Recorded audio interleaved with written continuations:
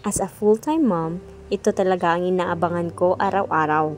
Yung makatulog na ang anak ko. Hindi dahil para makapagpahinga ka, kung hindi para magawa mo ang mga gawaing bahay. Kagaya ng pagligpit ng mga laruan na kinalat ng anak mo. Hindi talaga to mawawala sa araw-araw na gawain. Kasi nga, laro is life pa sila.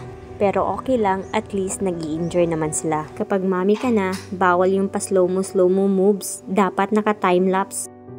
Kasi nga, hindi mo tansya yung panggising ng anak mo. Wala kang matatapos pag binagalan mo.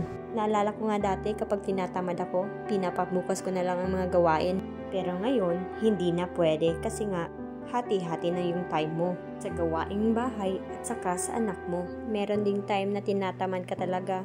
Buti na lang may partner ako na maunawain. Wala naman talagang perpektong relasyon or pagsasama. Ang importante, may isa talagang marunong magpakumbaba. At syempre, dapat pareha kayong may takot sa Diyos. At eto pa nga, kapag mami ka na, mararanasan mo yung pagligo ng kahit 3 minuto lang, pagkain ng kahit 3 kutsara ng kanin lang, at yung may ginagawa ka tapos natutulog siya, yung nasa isip mo umiiyak siya, mapapatakbo ka talaga para i-check siya, pero tulog pa pala, so nasa isip mo lang yun. Parati tong nangyayari sa akin. Kayo mga mommy, naranasan nyo din ba to? Ang sarap talaga sa pakiramdam yung malinis na yung bahay mo. Yung walang kalat. Pero syempre, hanggang 5 minuto lang yan kasi kapag gumising ng anak mo, sure na sure para na naman yung dinaanan ng bagyo. Kaya nga, kapag may maliit pa tayong bata, huwag muna tayo mangarap ng mga aesthetic.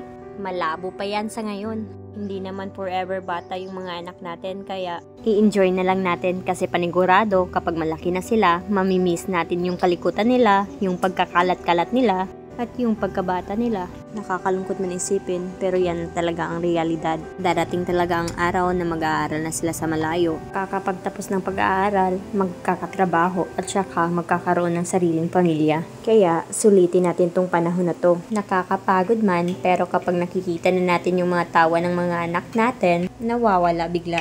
At yun na nga, meron talagang araw na mahimbing ang tulog ng anak natin. Yun bang marami ka nang malilinisan. At yung magpapahinga ka na, at bigla na naman siyang gigising. Kakatapos mo lang, meron na namang kakalatin. Buhay, mommy. At saka,